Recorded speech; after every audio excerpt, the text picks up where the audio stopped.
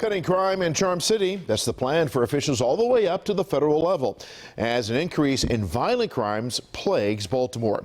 WJZ is live with team coverage of the violence and ways to fight it. We begin with Rachel Carden outside the U.S. Attorney's Office. Rachel. We're talking about a crime and drug fighting task force. We know they're already here operating in the city of Baltimore, but soon they'll all be doing it under one roof. The death toll is staggering. People are literally dying in this city as we speak. Violence in Baltimore City running rampant. This cancer has swept through the communities of Baltimore, snuffing out lives, destroying families. Now it's an all-hands-on-deck approach. 18 organizations are partnering to create the Baltimore Federal Strike Force, going after the worst of the worst, putting those criminals behind bars. Rid Baltimore of its most violent offenders.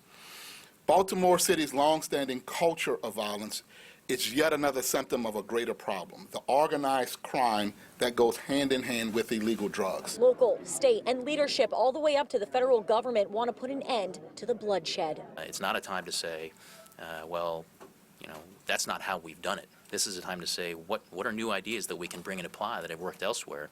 And I'm really proud and grateful to all the folks up here for jumping in with both feet into the strike force effort. Officials say the change needs to be swift and effective because as the sun rises and sets, lives are being taken. Together, we are stronger.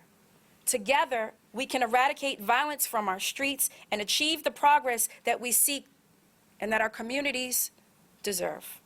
And our hope is that it starts today. The strike force has already begun its work taking down a drug trafficking organization on Monument Street and a drug distribution conspiracy in Southwest Baltimore. Multiple arrests and guns and drugs seized. Soon dozens of officers within the task force will be operating under one roof.